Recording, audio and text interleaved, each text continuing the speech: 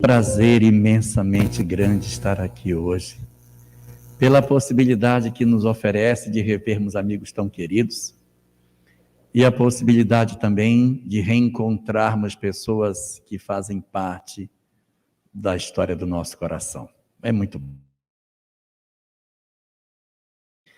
O desejo do homem de encontrar a felicidade é um desejo muito antigo. Na verdade, essa sempre foi uma das grandes preocupações da humanidade. Como fazer para encontrar a felicidade? Onde se encontra a forma de nós conseguirmos ser felizes? E ao longo da história, nós tivemos alguns pensadores, alguns filósofos, que deram as suas sugestões de como é que a gente deve fazer para ser feliz. Nós temos um grupo de filósofos lá na época da Grécia Antiga que pertenciam a uma corrente chamada hedonismo. E a ideia deles é a seguinte: quer ser feliz? Então procure ter tudo que a terra tem. Porque quanto mais você tem, mais feliz você é.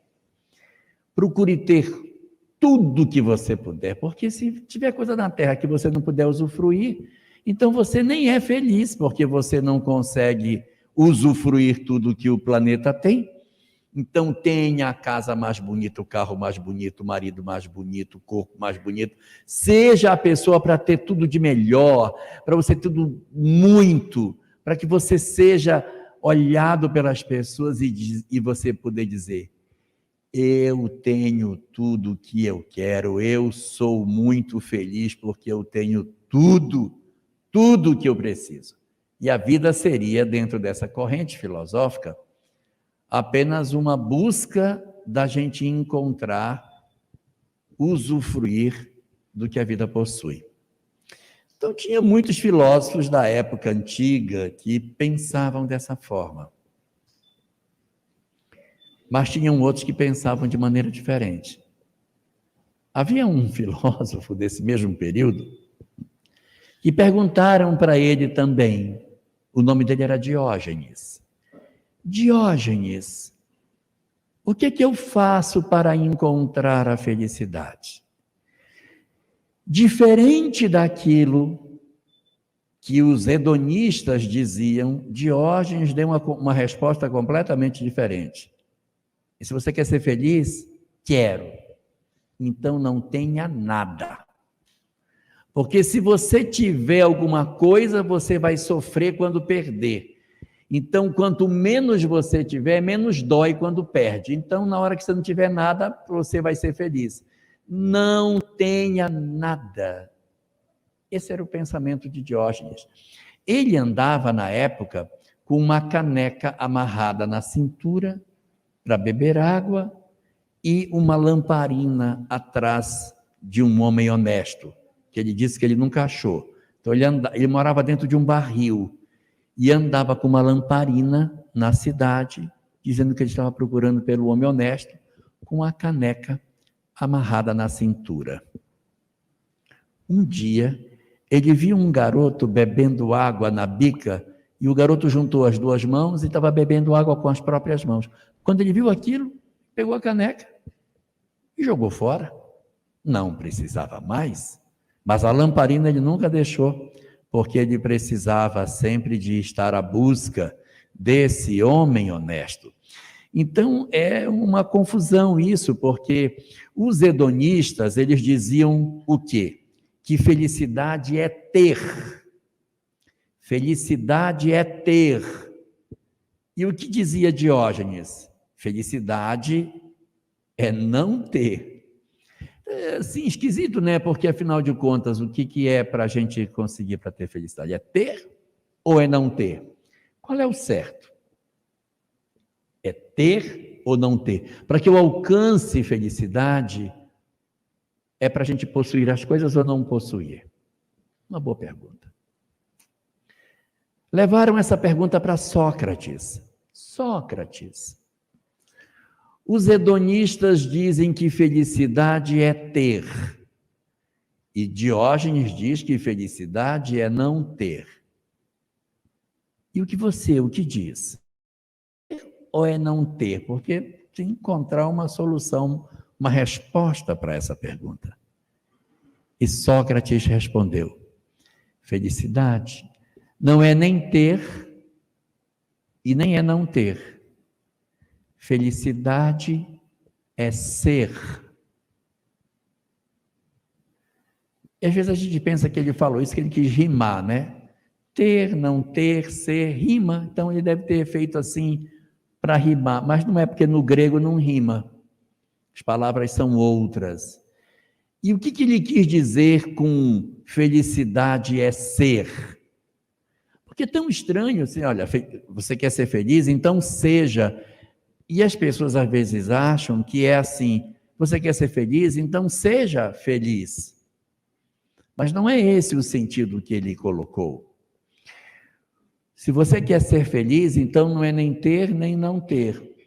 A resposta é ser. O pensamento de Sócrates era o seguinte: era que nós fôssemos aquilo que a vida nos pede para que sejamos. Então, eu pergunto para uma pessoa: Renata, você é mãe? Aí ela vai dizer: sou. E eu digo para ela: então seja, mas seja com toda a intensidade que você puder, porque é isso que faz a felicidade, é a gente se entregar para aquilo que a vida pede. Aí eu pergunto de novo: Renata, você é avó? Então seja, mas seja com toda a intensidade da sua alma. Então, o que a gente tiver que ser, que a gente não seja pela metade. Porque não existe ninguém que, tendo entregue seu coração inteiramente para aquilo que a vida chamou, experimente a infelicidade. Então, se você de repente é um servidor público, seja, mas seja mesmo. Ah, você é professora, professor? Então é para ser integralmente. Essa coisa de dizer: eu sei, eu sou, mas eu sou meio assim, eu tenho uma preguiça tão grande. Isso gera infelicidade. Todas as vezes que a vida chamou de nós um papel, pediu que nós exercêssemos alguma função na vida, e a gente não entregou para essa função tudo aquilo que essa função pedia, isso vai gerar sofrimento depois. É o que a doutrina espírita nos diz, é verdade. Não há um só espírito no mundo espiritual que tenha amado muito e que seja infeliz, Patrícia. Todos os espíritos que amam, eles automaticamente se sentem felizes. E a recíproca é verdadeira. Todos aqueles de nós que não amamos, não somos felizes. O amor é um determinismo divino para que a gente encontre a felicidade. O amor é, na verdade, a estratégia que Deus estabeleceu para entregar aos espíritos a felicidade. Em que sentido? Todos nós sabemos, e está isso de maneira bastante clara na literatura espírita, na questão 614 de O Livro dos Espíritos, Allan Kardec pergunta: o que é a lei de Deus? Respondem os espíritos: a lei natural é a lei de Deus. É a única verdadeira para a felicidade do homem. Então tem falsas leis que tentam fazer o homem feliz. Mas a única verdadeira para a felicidade do homem é a lei de Deus. Seguindo no texto, diz: a lei de Deus é a única verdadeira para a felicidade do homem. Indica-lhe o que deve fazer ou não deve fazer. E ele só é infeliz quando dela se afasta. Então, nós só experimentamos a infelicidade na medida em que a gente se afasta da lei de Deus. Se eu não me afastasse da lei de Deus, eu não experimentaria a infelicidade. E antes que alguém diga assim, mas isso aí não é verdade não, porque eu conheço um monte de gente que fez um monte de coisa boa e sofreu demais. Nossa, eu não estou falando de sofrimento, estou falando de infelicidade, que é diferente. Você ser infeliz é diferente de sofrer. Porque o sofrimento, ele não determina que a pessoa seja infeliz. Eu posso sofrer sendo feliz. Não pode. O que é a dor do parto? Aquele momento mágico em que a mulher tem a oportunidade de dar à luz a uma criança. Então, nem toda dor, ela converte-se em infelicidade. Quando a gente lê a obra espírita, que a gente vê a figura de Lívia, no livro Há 2000 anos. Nossa, aquela mulher sofreu demais. Pensa que é fácil ter um filho raptado? Não é fácil. Não sabe se o filho está vivo, se o filho já desencarnou, não sabe se está sendo torturado, não sabe nada. Vive uma expectativa que nunca termina. Ela viveu essa dor. Mas uma coisa é o sofrimento, a outra é você se entregar à infelicidade. Então, quando nós nos aproximamos da lei de Deus, quando a gente vive aquilo que a lei de Deus nos oferece, nós não experimentamos a infelicidade. Pode experimentar sofrimento? Pode sim. Alcione, no livro Renúncia, experimentou sofrimentos desde o seu nascimento até a desencarnação. Mas qual foi o dia que ela foi infeliz? Então, há diferença muito clara entre infelicidade e sofrimento. O que o texto espírita diz é que a gente não é infeliz quando vive a lei de Deus. Ou seja, eu posso até passar por sofrimentos, por dores, lágrimas, tristezas, angústias, mas todo esse conjunto de ocorrências não rouba de mim a felicidade que está dentro do meu coração. Então, quando Sócrates diz que a felicidade é ser, ele está muito próximo daquilo que a doutrina espírita nos oferece, nos indicando que quanto mais nós nos entregamos para aquilo que a vida pede, tanto mais felizes nós seremos, porque felicidade é ser. Um recado para nós, né? Para a gente analisar na nossa vida, se a gente está de fato sendo os papéis que a vida nos pede. A gente aqui pode até nem ser mãe, pode até nem ser pai, mas todo mundo aqui é filho. Não tem nenhum aqui que não seja filho. E como vai o nosso papel de filho? Meus pais já se desencarnaram, nem estão mais aqui. Não significa nada, porque a gente continua tendo um vínculo de oração, de preocupação. Então, essa relação, esse papel, ele precisa ser exercido, ele precisa ser executado por nós. Às vezes, o papel de nos dedicarmos aos pais pode ser muito fácil. Temos pais amorosos e a gente devolve amor quando eles ficam idosos. Mas tem vezes que esse papel é difícil de ser cumprido. Porque às vezes você tem um pai complicado, um pai que abandonou você quando criança, uma mãe que abandonou, um pai abusivo, uma história familiar de muitas feridas, de muitas marcas, de muitas lágrimas, de muita história de abandono, de muitos dramas. E aí a pessoa diz assim, mas para eu amar minha mãe vai ser difícil, poxa. Minha mãe era uma pessoa muito difícil. Nossa, minha mãe nunca me pegou no colo. Minha mãe nunca me deu um beijo, minha mãe nunca passou a mão em mim, minha mãe só cobrava. Minha mãe era uma mulher dura, cobradora, que fazia pressão em cima de mim, num típico processo das chamadas mães narcisistas, que são as mães que exploram os filhos o quanto podem só em favor delas e usufruem tudo que são capazes de fazer. Meu Deus, como que eu vou já amar minha mãe, que nem vai ser tão difícil? Tão difícil, meu pai nem conheço meu pai, nunca vi meu pai. Como é que eu vou amar meu pai? Pois é. No mandamento de Moisés, da lei de Deus, está escrito assim: honrarás teu pai e tua mãe, para que se prolonguem os dias na terra que o Senhor, o vosso Deus, vos dará. Não mandou amar, diz para honrar. Honrar pai e mãe é dar a eles honra.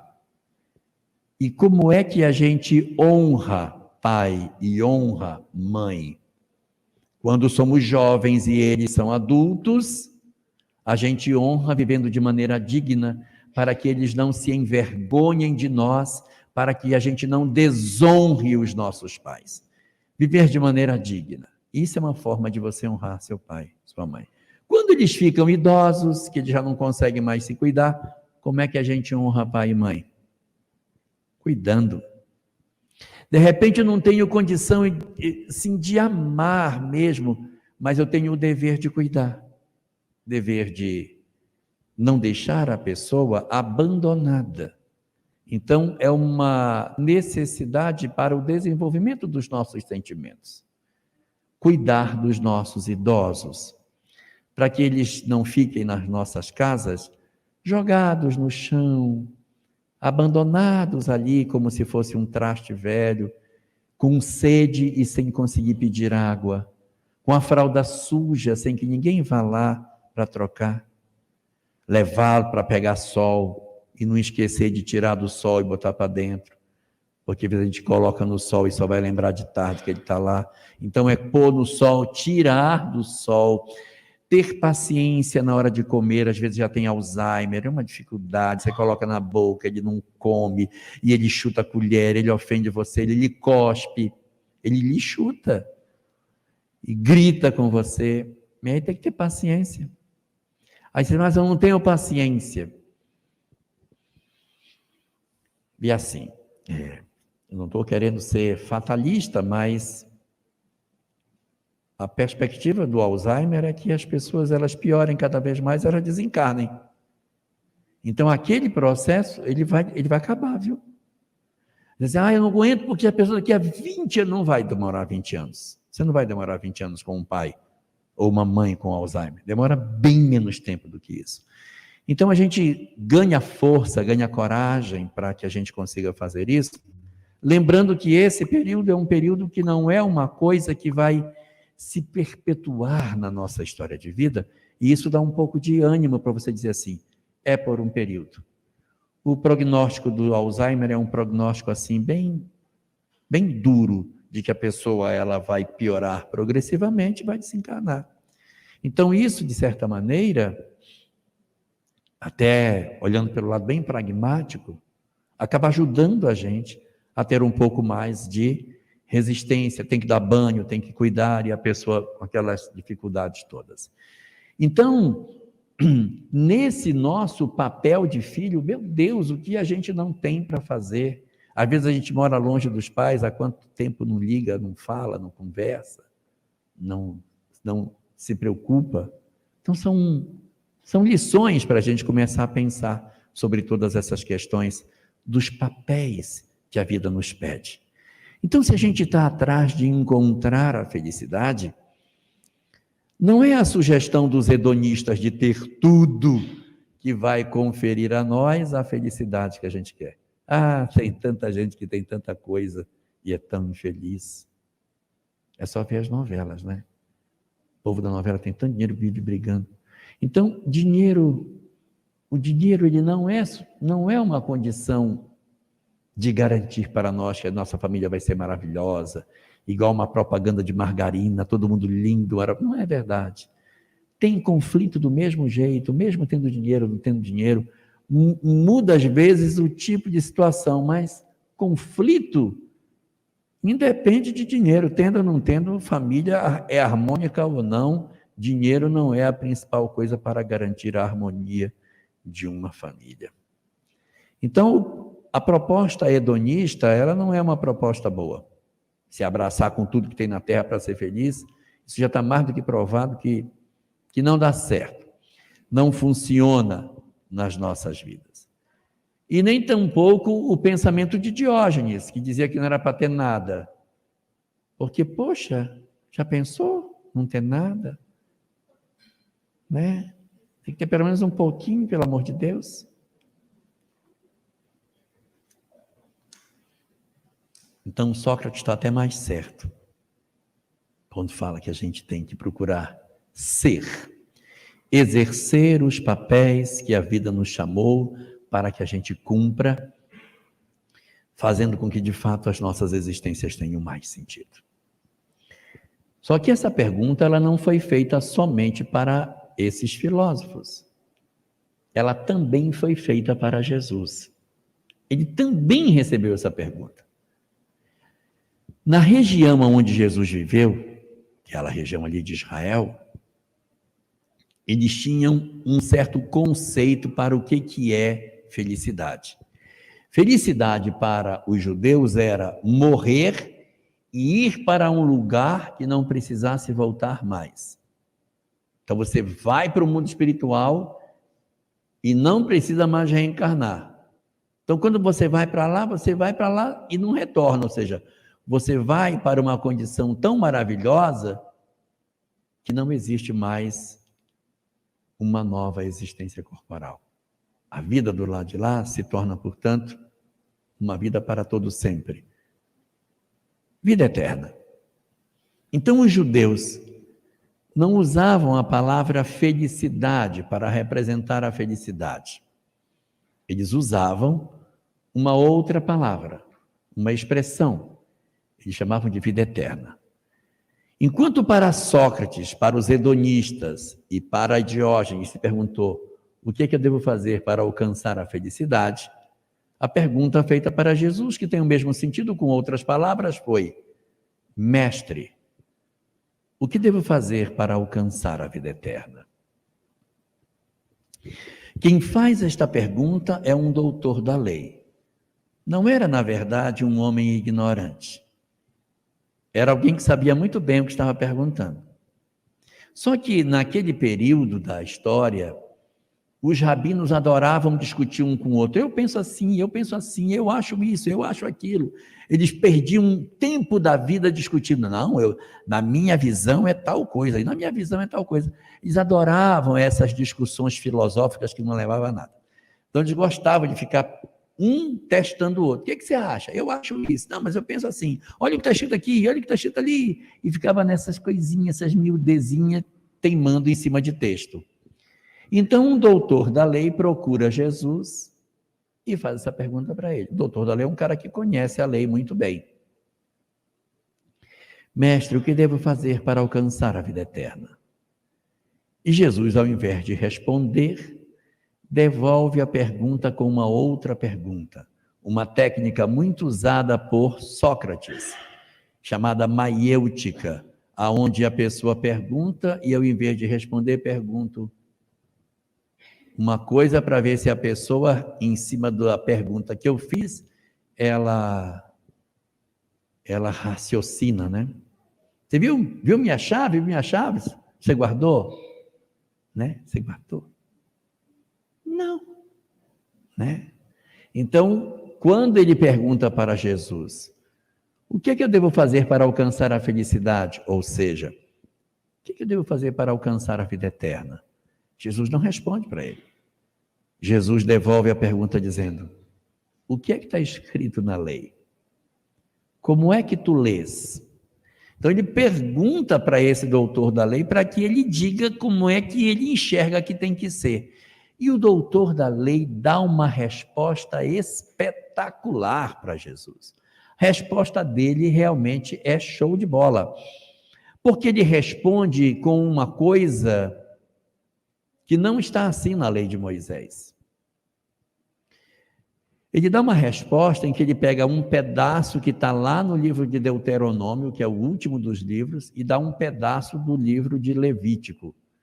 Ele pega dois textos que não estão próximos, É como se a pessoa juntasse um pedacito daqui com um pedacinho dali e dissesse a resposta é essa, conjugando dois pedaços completamente diferentes de uma mesma história.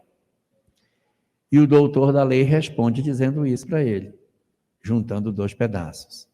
Ele diz: amarás o Senhor teu Deus de toda a tua alma, de todo o teu coração, de toda a tua força, de todo o teu entendimento, e ao teu próximo como a ti mesmo.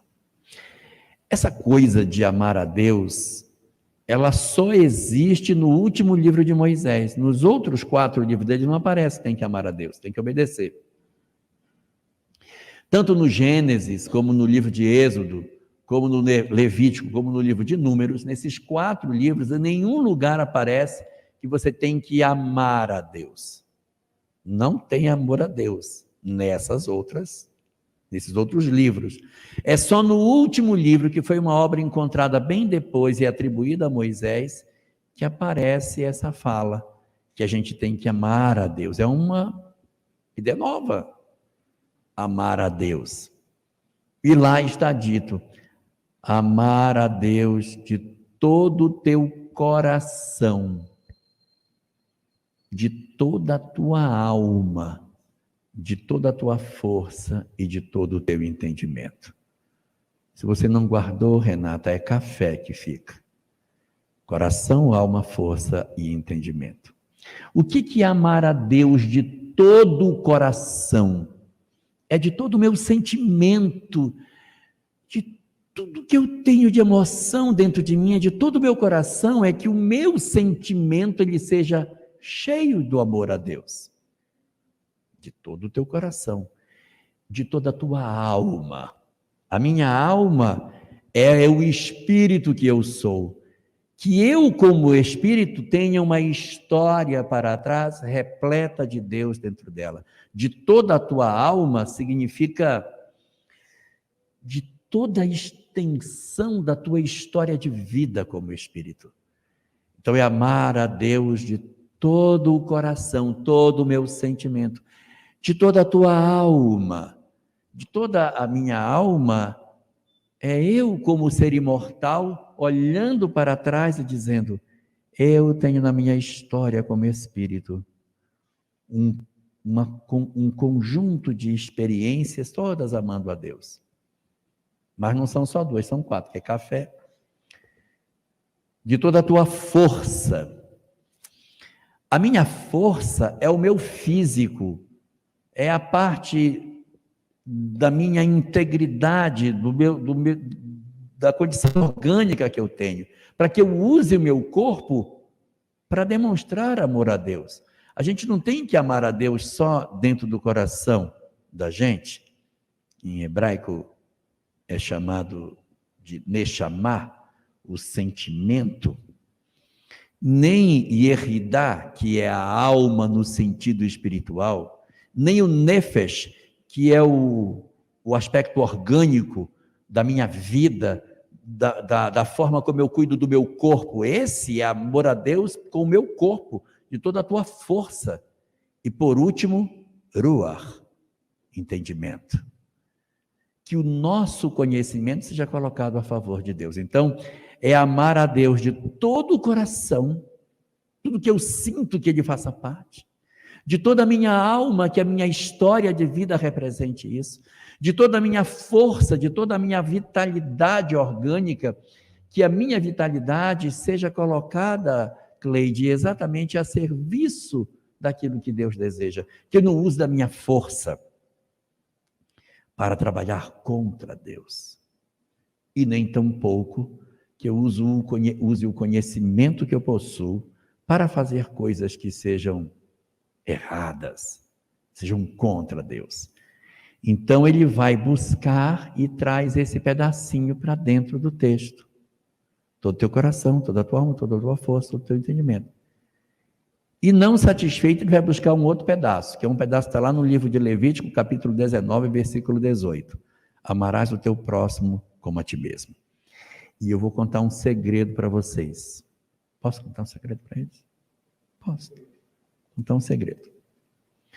Dentro da sinagoga, O texto de Moisés, ele é lido num rolo, é um rolo grosso, chamado Sefer, aonde está escrita toda a lei de Moisés, está todo escritinho ali dentro.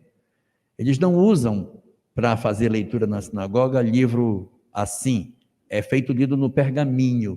Então tem um lugar onde fica guardado esse pergaminho, e toda vez que a reunião vai começar, aquela porta é aberta e alguém sai abraçado com aquele Sefer na mão para fazer a leitura. Tem uma mesona, bota o pergaminho em cima da mesa, abre para fazer a leitura. Confundi vocês com o que eu estou falando? O pergaminho pesa, tá?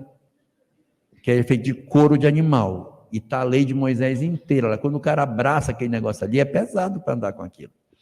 Então, para que você possa guardar o Sefer dentro daquele armário, você não pode guardar ele torto, com um pedaço maior para um lado, porque na medida que você vai lendo, vai diminuindo para um lado e vai aumentando para o outro, né? Você vai rodando, vai lendo, e esse lado vai ficando grande, o outro lado vai ficando pequeno. Para guardar, você tem que deixar parelho o lado direito igual ao lado esquerdo para você carregar melhor. Então, você sempre, antes de guardar, você tem que arrumar o pergaminho para que ele fique bem no meio. Você olhar assim, não, tá mais ou menos, esse lado aqui está menor que esse, não, tá bom, tá certo. Então, tem um lugar aonde você tem que botar o rolo, que quando você coloca nessa posição, fecha certinho, o lado esquerdo fica do tamanho do lado direito. Todo o pergaminho tem que ser assim, porque ele é todo organizado bem certinho, mesmo tamanho. E é exatamente em cima desse ponto, Levítico, versículo 19, que fica aberto o Sefer. Quando um judeu vai guardar o texto para colocar no armário, ele tem que procurar até ficar escrito bem no meio: amarás o teu próximo como a ti mesmo. Aí ele guarda. Quando ele vai tirar para começar a leitura na reunião seguinte, quando ele bota em cima da mesa, que ele abre, a primeira coisa que ele lê: amarás o teu próximo como a ti mesmo. Esse versículo está bem no centro da Torá. Então, e outro aí sobre amar a Deus está lá no finalzinho. O rabino deu uma resposta legal, o doutor da lei deu uma resposta legal para ele. Ele pegou um pedaço lá do final e pegou um outro pedaço aqui e juntou os dois como se fosse uma coisa só. E disse: amarás o Senhor teu Deus, todo o teu coração, toda a tua alma, toda a tua força, todo o teu entendimento, e ao teu próximo como a ti mesmo. E coisa linda isso, né? Amarás o teu próximo como a ti mesmo. Isso é muito bonito, porque é um pensamento que a gente às vezes acha que é de Jesus, né? Mas não é, de Moisés. Essa coisa de amar o próximo como a si mesmo não foi ele. Ele até repetiu, mas ela não era dele. Quem criou a frase foi Moisés, na verdade. E a gente às vezes lê e passa batido sobre o que é amar ao próximo como a si mesmo. Porque a discussão dos rabinos era essa. Quando ele diz que ele responde isso, ele diz: muito bem, você respondeu muito bem, gostei da resposta, é isso aí, tá boa, gostei, provado, faze isto, quero viver a vida eterna, faze isto e viverás. Se você amar a Deus sobre todas as coisas, amar ao próximo como a si mesmo, vai viver a vida eterna. Aí o doutor da lei disse: mas eu não posso deixar esse cara assim me dar uma resposta, eu vou ter que insistir com ele. E não é possível. Aí ele volta e pergunta: e quem é o meu próximo? Porque isso era uma grande questão do judaísmo, que é amar o próximo como a mim mesmo. Mas quem é o meu próximo? É da minha casa? Da minha aldeia? Quantos metros é o meu próximo? O cara que mora no outro bairro é meu próximo ou não é? Porque ele não é meu próximo, não está próximo de mim. Vai até que distância? Eu tenho que andar com uma fita métrica, né? Não, você está longe, você não deve. Não, esse aqui está pertinho, vai ser meu próximo. Quem é próximo e quem não é? Quem é o meu próximo? De até que distância eu vou considerar que a pessoa é meu próximo? Aí é quando Jesus vai contar aquela parábola do bom samaritano, mostrando que não tem distância, que a questão não é essa. Que o próximo, na verdade, é quem está perto de você. Então eu saio daqui, vou para a China, Quem está em meu derredor é meu próximo. Então é para amar o próximo como a si mesmo. Aí eu me desloco para outro lugar. Quem está ali é meu próximo. Aonde eu estiver, todos são meu próximo. E aí Jesus distende essa fala de Moisés, colocando que em vez de amar ao próximo como a si mesmo, ele muda para amar ao semelhante como a si mesmo, porque ele vai falar do samaritano. E os judeus, meu Deus, então o próximo não é próximo, é o longe também. Meu Deus, aí aquilo vira na cabeça deles um zezéu, porque eles nunca aceitaram que teriam que amar o povo com que eles guerreavam, ficava bem do lado, né? Esse não é para amar. Amar é só o que mora na minha aldeia comigo. Mas e o palestino que mora na outra aldeia aqui, que a gente todo dia se mata? Isso também é. E também é próximo. Não, não pode, pelo amor de Deus. Então ele faz uma mudança nesse conceito, alargando a ideia do amor ao próximo para o amor ao semelhante. Para o amor ao semelhante. E no final da sua passagem pela terra, na última noite que ele estava reunido com os discípulos, que eles já tinham absorvido a ideia de que é o semelhante, ele dá mais um passo. Ele diz: amai-vos uns aos outros. Não é mais só o semelhante, é o outro. Aí passou a ser o animal, passou a ser a natureza, passou a ser até as plantas, minha filha. Passou a ser tudo. Amai-vos uns aos outros e esquece contorno do que é, como eu vos amei. Uma proposta profundamente nova no sentido do amor, sem contorno de próximo, de pessoa, é para tudo. Você vai amar aos outros e ele vai mostrar a medida desse amor, do jeito que eu vos amei, da forma como eu apresentei a vocês. Então, o pensamento daquilo que a gente pode colher nas ideias de Jesus é que a felicidade, ela está contida em 3 coisas, que é amar a Deus, amar ao próximo e amar a si mesmo. Porque assim, tudo bem, amar a Deus, beleza, legal. Agora, amar ao próximo, mas esse amar ao próximo é amar ao próximo como a mim mesmo. Então, eu não tenho como amar ao próximo e não amar a mim. Né? Porque se eu tenho que amar ao próximo como a mim mesmo, eu preciso me amar para poder amar o outro. E às vezes as pessoas ficam achando que quando Jesus falava que era para amar o próximo como amamos a nós mesmos, que isso é igual aquelas meninas que quando o namorado deixa, diz assim: ah, fulana, larga disso, você tem que se amar, tem que se amar. Não é esse sentido de se amar. É amar a si mesmo enxergando o que eu sou. Se eu sei que eu sou um espírito imortal, eu preciso me amar como espírito que sou, e não como corpo. Então, essa leitura que Jesus oferece de que a gente tem que amar ao outro como amamos a nós próprios, ela passa necessariamente pela compreensão de que nós não somos corpo, somos, na verdade, seres espirituais. Se eu achar que eu sou apenas corpo, eu vou me amar como o corpo que sou. Mas se eu pensar que eu sou espírito, o que é que eu quero para mim? Eu quero paz, eu quero harmonia, eu quero felicidade. Então eu me vejo como espírito e eu desejo que o outro também, na condição de espírito imortal que é, também tenha essa condição. É a gente olhar para uma pessoa que está revirando lixo na esquina e dizer: ele é exatamente igual a mim. Eu não tenho nenhuma diferença em relação a ele. Nós somos iguais. Não há diferença entre essas criaturas. Eu olho todas as pessoas do planeta e digo: nós somos todos absolutamente iguais. Não há ninguém que seja inferior a mim. Eu, na verdade, sou igual a todas as pessoas. Mas também não há ninguém maior do que eu. Cada um de nós é único. E o amor de Deus se distribui de maneira igualitária sobre todos nós. E isso é muito belo, porque Jesus vai oferecer para nós uma visão diferente de felicidade. A visão apresentada por Jesus é uma visão voltada para o exercício do amor. Então, esquece não ter. Essa questão do ser, ele aprofunda mostrando como é que eu sou filho, como é que eu sou pai, como é que eu sou mãe, como é que eu sou profissional. Amando. O amor é o elemento distintivo da nossa condição espiritual.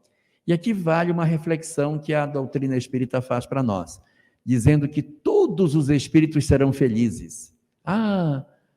Todas as almas um dia serão espíritos felizes. Aí fica todo mundo feliz. Ai, meu Deus, todo mundo vai ser feliz. Então, eu vou me encostar aqui, que na enxurrada vão me levar e daqui a pouco eu sou feliz também. As pessoas ficam esperando, porque é só ali.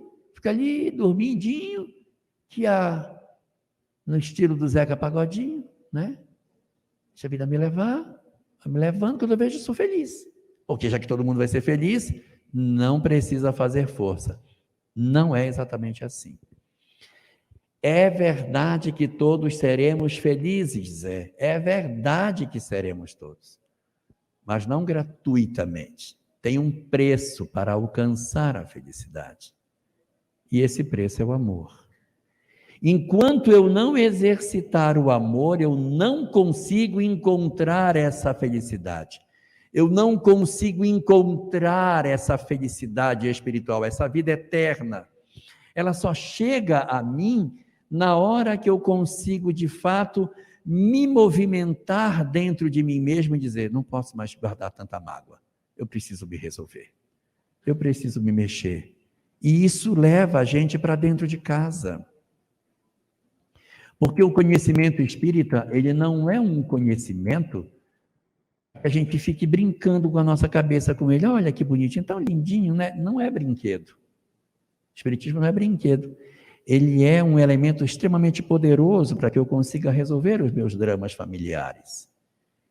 Então é para que eu diga, muito bem, então a felicidade advém somente através do amor? Então vamos exercitar esse amor. E onde é o lugar mais adequado para que a gente experimente o amor? Dentro de casa. Mas ali é muito difícil. Exatamente por isso que ali é bom. Porque é difícil, porque é bom. Então a gente vai experimentar ali dentro. Ai, mas meu marido é tão difícil. E daí, gente? Eu não tenho, mas tem tanta gente que tem marido difícil, você não é a única pessoa. Então, assim, marido difícil tem um monte de lugar, porque meus filhos são problemáticos. Então, um monte que são. Um monte. Então, às vezes, a gente quer ter uma ideia de uma família perfeita, igual aquelas famílias que aparecem na televisão, fazendo propaganda de margarina, que até adolescente ri. Então, assim, não é verdade. As nossas famílias têm conflito, a gente tem drama, a gente tem lágrimas. A grande questão é, e daí, se ela não é perfeita, e daí? O que a gente precisa fazer é saber que esse ambiente pode não ser o ideal daquilo que eu gostaria, mas ele é o ideal daquilo que eu preciso. Ele é perfeito para o exercício das minhas virtudes. Então é onde eu vou aprender. Ai, meu filho é tão difícil, mas é na relação com ele que a gente vai desabrochar virtudes. Ai, minha mãe é tão complicada. É ali que a gente vai desenvolver, mesmo que seja difícil.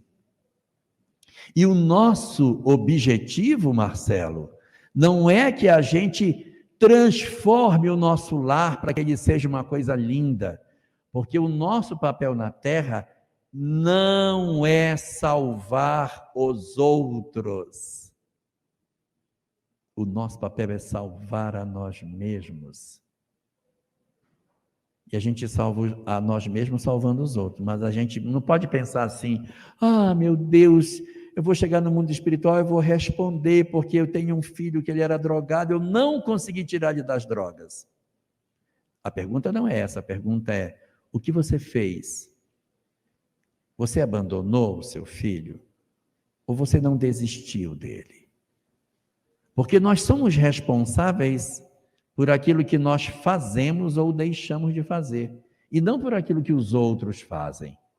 Então, se eu oriento meu filho da melhor maneira possível e ele envereda pelo caminho equivocado, a responsabilidade é dele. Mas se eu deixo de dar educação, a responsabilidade divide, minha e dele.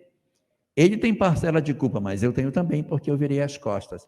Se eu abandono alguém, abandono meu pai, eu abandono minha mãe, abandono um filho, olha, você é uma filha muito ingrata, você é uma filha que só quer viver na noite, pois então você está fora da minha casa, e expulso minha filha de casa, porque eu acho que ela tem uma vida equivocada, eu assumo parcela de responsabilidade com relação a isso. Então, os nossos lares são o lugar ideal para que a gente exercite isso, não para que, de repente, a gente tenha aquela ilusão de que a gente tem que fazer com que ali fique tudo maravilhoso e perfeito.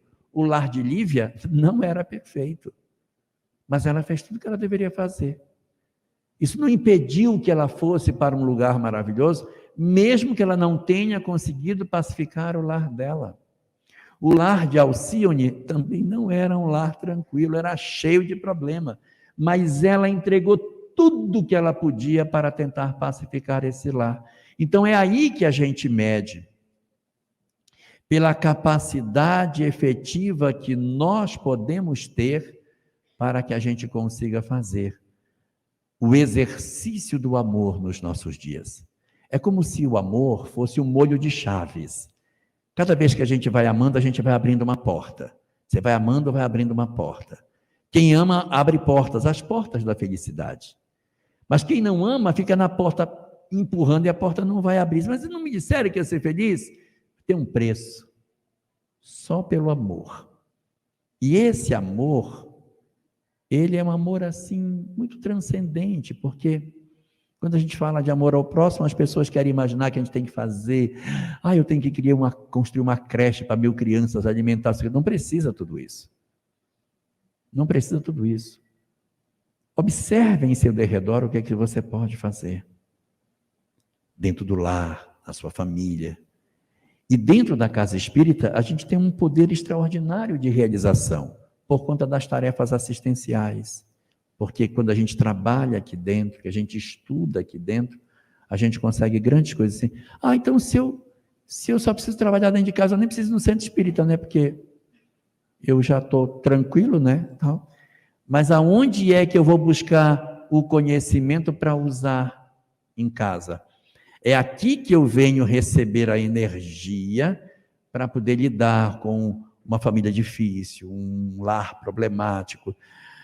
A gente vem, toma o passe, faz um estudo, ouve uma palestra, das que são boas. Aí ouve uma palestra e volta para casa mais motivado para o trabalho. Então, é aqui que a gente reabastece as baterias. Se eu ficar lá, a bateria vai, daqui a pouco cai a bateria. Então, a gente tem que se recarregar. E um excelente lugar para que a gente faça isso é dentro da instituição espírita, onde a gente pode vir para recolher isso, onde a gente faz o trabalho assistencial, que a gente se doa para as pessoas. E isso faz um bem danado para o coração da gente. Fazer o bem ao outro, meu Deus, faz bem demais, faz bem demais. Então é esse exercício que transforma as nossas vidas.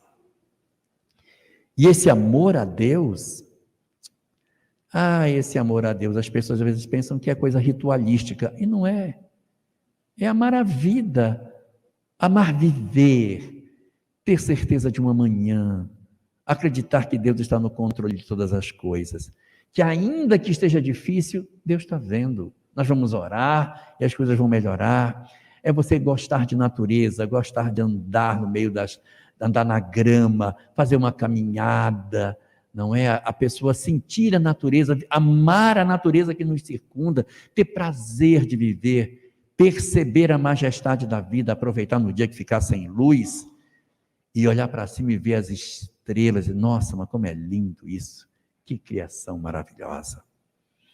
É tudo isso que a gente consegue encontrar dentro do pensamento que é possível ler, tanto desses filósofos como o pensamento de Jesus. Mas aí, o Espiritismo diz o quê, hein? Como é que eu devo fazer para alcançar a felicidade? Cleide Medri, lê para mim, por favor. Questão 922. Está aqui. Não sei se essa letra está boa. A felicidade terrestre é relativa à posição de cada um. O que basta para a felicidade de um constitui a desgraça do outro. Haverá, contudo, alguma soma de felicidade comum a todos os homens? Ele está perguntando o seguinte: qual é a receita para a felicidade na Terra? Em síntese, é isso. O que a gente tem que ter? Então, já que a gente perguntou para os hedonistas, perguntou para Diógenes, perguntou para Sócrates, perguntou para Jesus, era bom perguntar para os espíritos também, né? E o que? Vai ler a resposta agora. Com relação à vida material, é a posse do necessário. Com relação à vida moral, a consciência tranquila e a fé no futuro. Vocês viram a resposta? São 3 coisas para que a gente consiga ter a felicidade. A primeira, a posse do necessário. Então, não é nem ter tudo e nem é não ter nada. É a posse do necessário. É a posse do que eu preciso. Não ter muito, mas também não ter menos do que a gente precisa, também não dá, né? Então, é a posse do necessário. Eu ter aquilo que eu preciso ter. Bacana? Segundo, a consciência tranquila, dormir no travesseiro e dizer: ninguém tem nada contra mim, não devo para ninguém, ninguém está me odiando, está uma beleza. Fiz tudo o que eu devia fazer, consciência tranquila. E o terceiro, a fé no futuro. Posse do necessário, consciência tranquila e a fé no futuro. Fé no futuro parece isso com o próximo, comigo ou com Deus? É com Deus. Então, a fé no futuro é o amor a Deus. A consciência tranquila é saber que ninguém tem nada contra mim. Significa que eu não tenho nada a dever para o próximo. O amor ao próximo. E a posse do necessário é que eu consegui vencer as minhas imperfeições morais. Eu não tenho mais do que eu preciso. Eu me equilibrei emocionalmente porque eu descobri o que é que eu sou e eu só preciso do que é necessário para eu viver. Isso é amor a si mesmo. Então, quando Jesus disse para o doutor da lei que essa era a chave para a vida eterna, a chave para a felicidade, amar a Deus sobre todas as coisas e ao próximo como a si mesmo, os espíritos reeditaram essa resposta dizendo: a fé no futuro é o amor a Deus, a consciência tranquila, o amor ao próximo, e a posse do necessário, o amor a si mesmo. Esse é o caminho para a vida eterna.